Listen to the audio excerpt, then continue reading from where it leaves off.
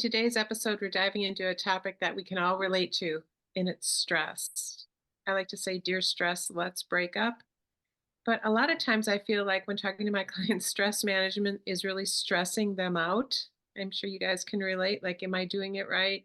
Am I doing all the techniques? I find like a lot of my clients just eating healthy can stress them out. So specifically, we'll be exploring stress management strategies tailored for you all busy multitasking women who are juggling many roles and responsibilities. But before we dive into it, let's understand it a little bit better because it is a natural response to challenging situations. And as working women, it's something we really experience regularly. Whether it's deadlines at work, family obligations, or personal goals, our plates are often full. And I like to say it's a perception of stress because it varies from person to person. So, what stresses me may not stress you, but it is a biological and a psychological response experienced upon encountering a threat that we feel we don't have the resources to deal with. So, we can feel under pressure, facing changes in life. Are you worried about something? Things like you don't feel like you have a lot of control over. But just know that it's normal and natural and that there are good stressors. For example, when you go to the gym and you lift weights, the stress of the muscle will provide a good result, as well as getting out of your comfort zone. It's stressful, we know that, but yet we know that the result is the inner growth, which is amazing. What we really don't want is the prolonged, intractable stress because the stress hormones are meant to flood in and flood out. We're not meant to be in a constant state of stress because ultimately that leads to many health problems because it's that prolonged cortisol that does damage to the brain and the gut. But that could for sure be a whole different podcast. So I feel it's important for each person to understand their stress response. For me, I know I get particularly quiet. I withdraw. I may want to just stay in my pajamas and watch Netflix. I crave salty, crunchy foods like chips and crackers, and I feel muscle tension in my neck and shoulders, and I want to take nice long baths. But for you guys, how do you physically and mentally experience stress? At least have you Yeah, know? yeah. Um, Several different ways. I will get a clenched jaw and my jaw will hurt. I will also really squeeze my hands. My thumbs will be in and I Mm. will I'll make fists and I'll squeeze them until it hurts. And I don't know that I'm doing either of these two things until the pain comes. Um, as I mentioned, I'm a pretty severe asthmatic, and my stress shows up in my lungs very often. There'll be no environmental changes, but my breathing will change. Um, and and I get a kind of a knot in my chest, a knot in my chest of just feeling tightness overall.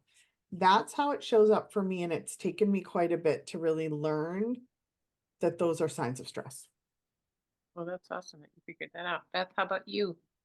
Yeah, I am with Elise on the clenched jaw. When I'm stressed, it's, yeah, I can tell that I'm stressed because of my clenched jaw. And then also too, Nancy, I crave salty, crunchy foods, high carb. And that part of my brain, that my addict part that wants to check out and numb out, wants to buffer. And what buffering is basically avoiding whatever uncomfortable emotion by doing a different activity. Whether that's sitting on the couch and watching Netflix or going shopping or drinking or whatever it is that you use to avoid your emotional life. I know that I'm stressed out when I just have this urge to run away and I have this thought, I just need a break. I just need a break. Mm. Mhm. Fascinating. Well, we do know that carbs will lower cortisol, so that's intuitive on your part. How about you, Gabby? Um, One of the things I noticed, I get super irritable, super snappy. Just any little thing just really causes a negative emotional kind of response. So I can be a little bit bitchier, moodier, more, you know, um, to my family, of course, are the ones who bear the biggest brunt of that. I carry my physical stress. I notice it a lot in my neck and my shoulders. Mhm. And it's always this left shoulder, on the left side. I carry a lot of tension there. And so I notice as soon as that shoulder starts tightening up in a situation, it's usually when I'm either talking to someone, as a physician, I have a lot of conversations all day long. So it may be at work, and I notice it when someone is, I'm in clinic, and I may notice that shoulder starting to come up. So I do tend to get musculoskeletal kind of tightening there whenever I start to get stressed out.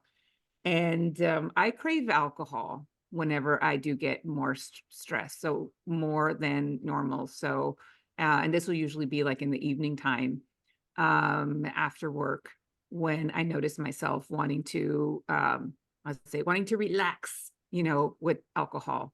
So that is what I don't really, crave certain foods as much as a salty, sweet margarita.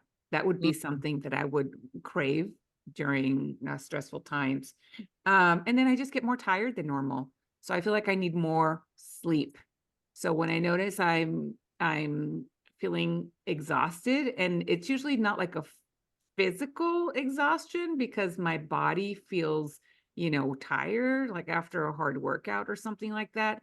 It's just kind of like a vague overall kind of like just fogginess. Like I just, need to go to bed earlier or sleep in a little bit more.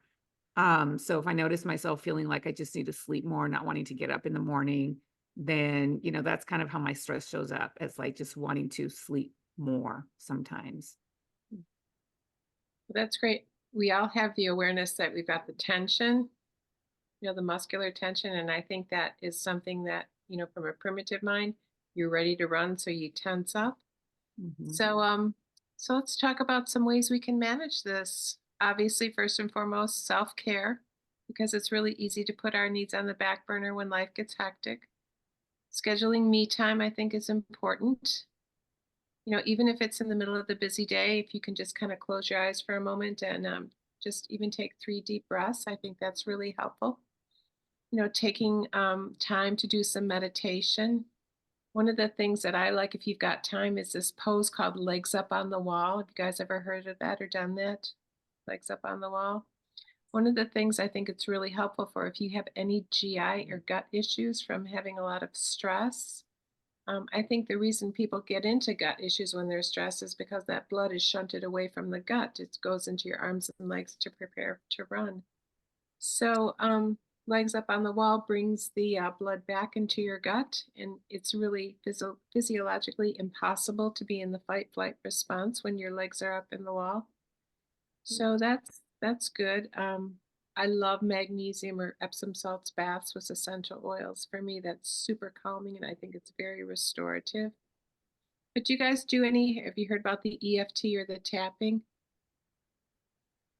Yeah, I think that's really helpful. It's a great resource because when you physically tap on the specific points, there's ones on your face. It actually sends a signal to the meridians that's very calming, and it sends a signal to the amygdala. We could do a whole nother episode on that one. Is there anything specific you guys do, Beth? I just wanted you to maybe clarify for some of our listeners that don't know what the amygdala is and that part of our brain. Oh, it's a primitive part of our brain that's dedicated to our survival. And then we have the prefrontal cortex, which is our planning mind, our conscious mind. Mindfulness can reduce stress levels. We can say something. I was going back to Beth's question about where we identify what to do as soon as we identify that stress. So as soon as and I didn't realize this before when it was happening, as soon as I noticed that tension starting, that upper back kind of shoulder tension, I just stop and I focus on it and really kind of mentally work on relaxing it, because it's something that I'm doing subconsciously without realizing, actually doing this kind of thing, and just kind of working on getting that posture down and kind of relaxing it in the moment as soon as I feel it starting to build up. And that's really, really helpful to prevent it from kind of aching more on a chronic basis is acknowledging it as soon as it starts and really working on relaxing it in that moment. And nobody knows I'm doing it. Like the person in front of me or in the meeting or wherever I am, they don't even notice. So, but I do, and I notice, and that then sends a response to my brain, like, okay, we're safe. We can relax. You know, everything's going to be okay, just by allowing those muscles to kind of relax and get back to a more neutral type of position. Mhm. I love the self-talk. You can even do what's called a body scan if you want to take just a couple 10 minutes or whatever and just literally run through, your head down to your face, your jaw, and just, tell it to relax and let go and just go all the way down to the body, the shoulders, the neck, the breathing, the stomach, the legs, the thighs, and just check in with your body and feel what's coming up for you. Because I think that's super important to connect with the physical body when our minds are running for their lives. Yeah. And So, I also notice sometimes I tend to hold my breath too, oh not my, really realizing I'm holding my breath. me And too. so being aware and like, okay, breathe, deep breath in, deep breath out. And people don't realize you're doing it as you're talking to them. They're not even No, paying attention to you. Right. so I do funny. that. I find that too. When I feel any of the symptoms, I will also just pause and I'll ask myself the 5 whys. And that's really, why am I feeling stressed? And whatever answer I come up with, well, why is that making you stressed? And I'll come up with an answer and I'll just keep asking why until I can get to what I think is the root of it. Mm. And then I will be very purposeful about how do I get out of the symptoms. So I've come to the root cause, but I still have all these symptoms. So for me, I usually, you ladies know, my favorite place in the world is my bed. I love my bed. It's my safety place. It's my comfort zone. So I will often just go to my bed and sometimes I do the body scan like Nancy mentioned. Sometimes I will do some breathing exercises to help me really understand what that knot in my chest is and help me release that knot or help my asthma symptoms if they're starting to flare up. And then for me, meditation is really important. I used to be a meditation skeptic. But over the last couple of years, I've really become reliant on meditation, guided meditation, to really help me relax, process, come to terms, and be okay with what's happening in my body, the mind-body connection. So that's really where I go and spend my time. And obviously, you can't always go to bed, right? But you can always kind of ask those questions. Why is this knot there? And breathing into that knot and helping that knot relax, closing my eyes and really breathing into the knot, exhaling the knot and letting it kind of unfurl. It's beautiful. I know for me, for a long time, this is maybe 25 years ago, I lived in a constant state of anxiety and panic attacks. And I did realize that I wasn't breathing. I remember going to the med center, thinking I was having a heart attack or something, and my pulse ox was like 88. And I realized I wasn't breathing. And so oxygen is so important for us, right? It's Yes, it kind of We is. get to survive. Dr. exactly. Gabby, do we need oxygen to survive? Yeah, of Sure. course. Right. Yes. And we take it for granted, you know? No. It's something we think is so automatic. And um, but in those moments of, because it's almost like a fight or flight situation when Mhm. that perceived stress is confronted or is identified, that our body just tightens up, stop breathing, be quiet, make yourself little and tight because, there's danger. And it may just be your mom in front of you criticizing you. Exactly. That's Or your so teenager's bedroom, walking into your teenager's bedroom with all the chaos in there. And it's like, cool. Right. that may be the stress in the moment. And you just sometimes, okay, relax, shoulder, come down, shoulder. Okay, let's breathe. Everything's okay. We're safe here. Like, nothing's We're gone wrong. fine. Right. Nothing's gone wrong. Right. Yeah, that's my biggest tool in my toolbox is breathing. When I notice that I'm in that sense of being very stressed out, I just sit and I do what's called 5-5-7 breath. I inhale for 5 seconds. I hold my breath for 5 seconds and then I exhale for 7. And I will do that for a round of 10 times. And then, like you had said, Nancy, after that, I do a body scan and ask myself, what does Beth need right now? You know, especially during my work day, still working as a full-time hospice nurse, it's so easy to put our own needs away while we're working, while we're caring for people, and just, you know, keep going. And sometimes the answer is you need to drink some water and go to the bathroom. And just doing those like throughout the day is what I find helpful. So important, especially the going to the bathroom part. As a former nurse too, Yeah. for me, All, when I to all clinicians, right? yeah, All clinicians. I remember as a respiratory therapist, there would be 12-hour shifts and, you have to be purposeful in carving out the time to have some water, to eat a little something, to go to the bathroom. Absolutely. So all you clinicians out there. yeah. When I first started doing self-care, for me, self-care was going to the bathroom when I first felt my bladder being full. I thought, this is so ridiculous. This is crazy. But it was something that I had neglected in myself. So, for sure, one of the things I think we need to do too is make sure our boundaries are in place, learning to say no when you need it, and knowing that no is a complete sentence. It doesn't need explanation. Also, delegating tasks and communicating your limits to others. What do you guys think about that? I love that you said no is a complete sentence because I find myself always explaining a no or explaining an ask. Like I just got back from Antigua, which was lovely. And I remember I went into the gift shop and I wanted to change a large bill to little bills. So I just needed to say to her, can you change the bills? But I went on, I'm like, yeah, there's been some really nice people. I'd like to give some tips. And I didn't need to tell her that. I just needed to say, can you do it? So I love that you point out that we don't always have to explain ourselves. No, it's No is a funny. complete sentence. I It love is, that. really is.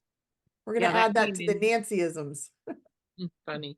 For me, as far as work, when it came to saying no, it was there's always this expectation as physicians to be a part of the committees. There's so many different committees. There's, the patient satisfaction committee, there's the quality committee, there is the health and safety committee, there's all of these committees.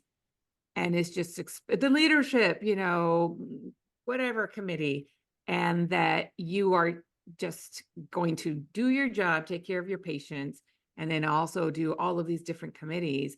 And there was a point where I thought I had to just thought I had to. And no, I don't have to. And saying no, and not even an explanation. There would be an explanation why, and I would always say, "Oh, because I'm a mom and I have kids and da da da da." But even if I didn't have all of that, I just don't want to.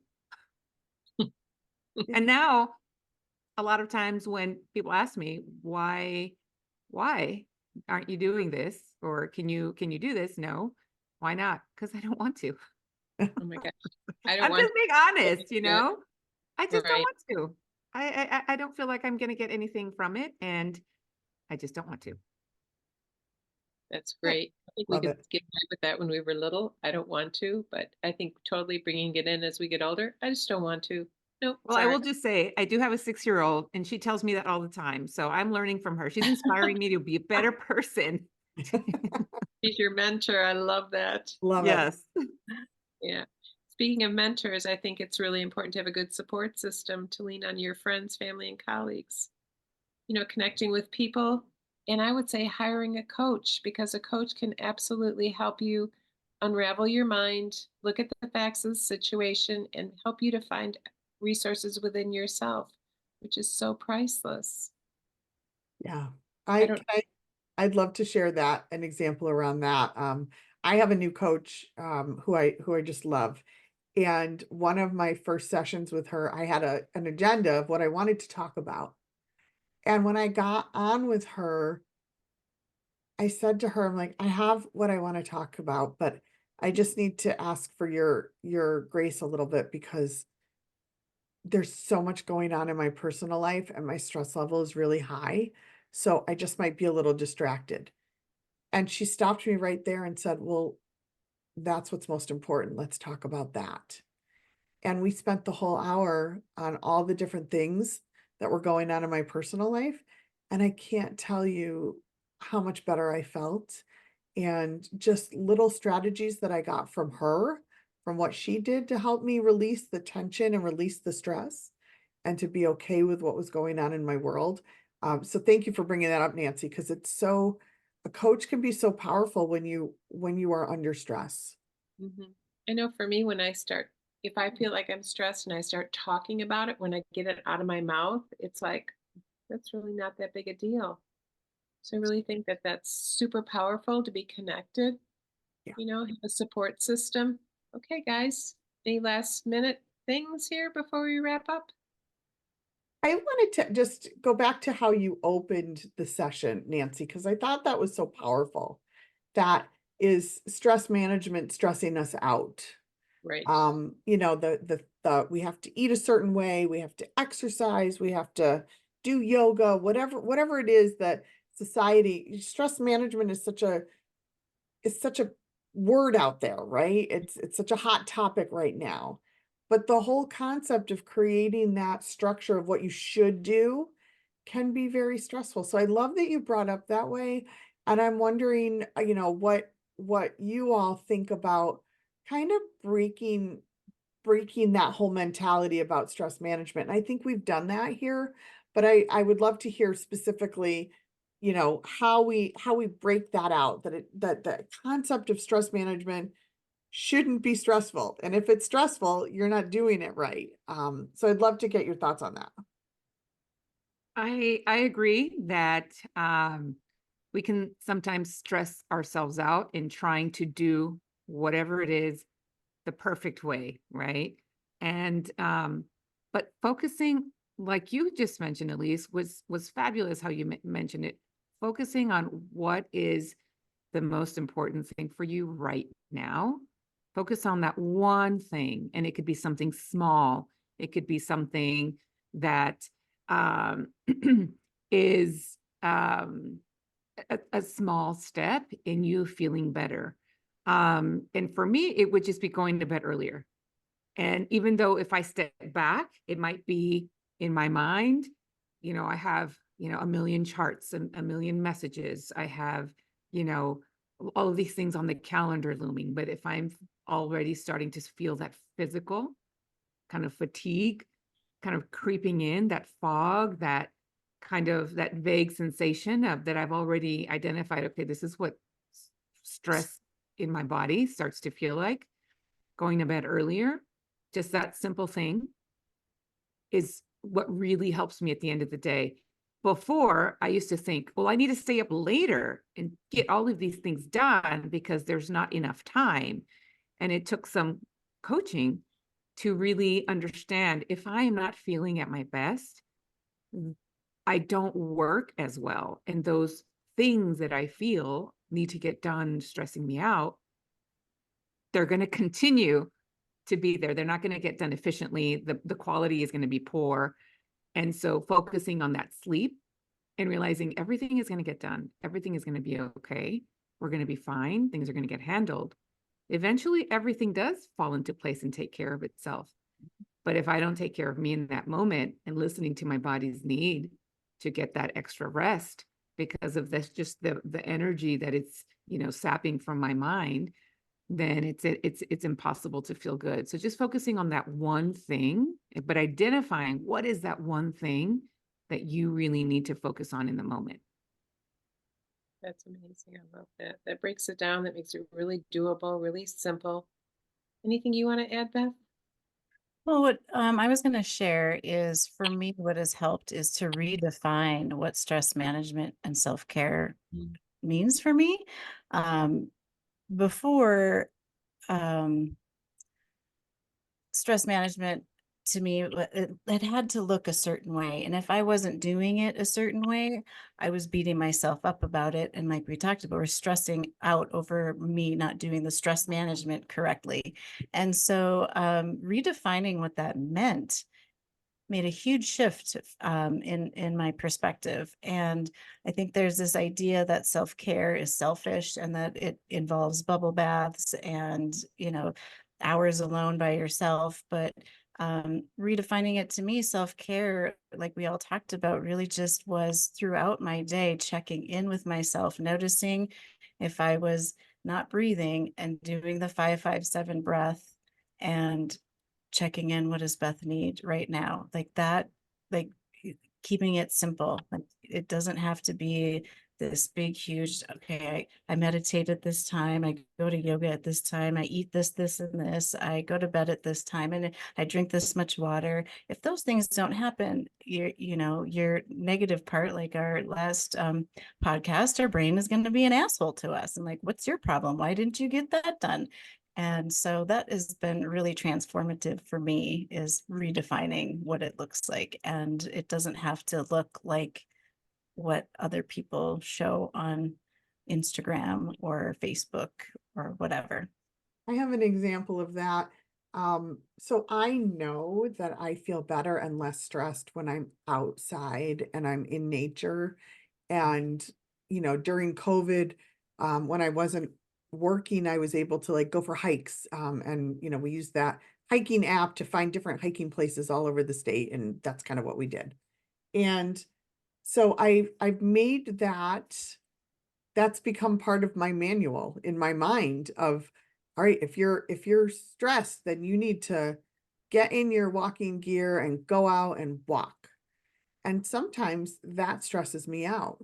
So over the summer and the fall, what I would do is if I was starting to feel stressed about having to, whatever, find time to go for a walk and get in the clothes and be back in time to get back on a call, I would just go sit outside, sit out on my pool deck, and just be outside. And then after I did that for a little bit, I would walk around my pool, right? So I have an L-shaped pool and I would walk around the pool in my flip-flops, right? With my dog chasing me behind me, right?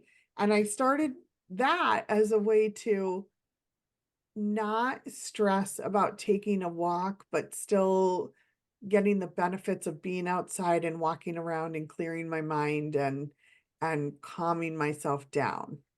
But that took me a while to get to, because I kept putting this pressure on myself. Nope, go put those hiking shoes on, go to the app, find a place, get your water bottle, get in the car, go to this place. Do you have enough time? Will you be sweaty when you get back? Can you get back to work? And it was counterintuitive. It was actually making me more stressed, this idea of this stress reduction. So Nancy, I love that you brought that up in the beginning, because I think that's so important. Stress management stresses us out. That's fun. Yes. Really is funny. But I Yeah. love the nature thing, and I love the grounding, when you've got your feet on the earth, Yeah.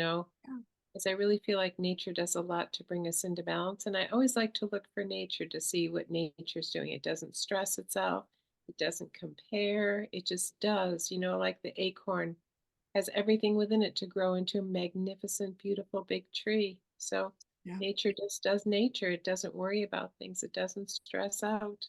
Yeah. So this was a great podcast, ladies. This was fun to hang out with you guys. I appreciate it. I think we came up with some really good ideas, good suggestions for people. So thank everybody for being with us. And if you like this, please share it, comment, give us a review.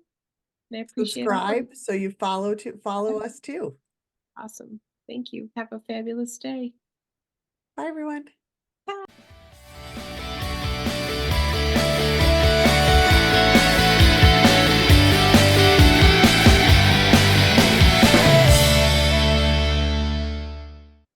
Hey, one more thing before we leave.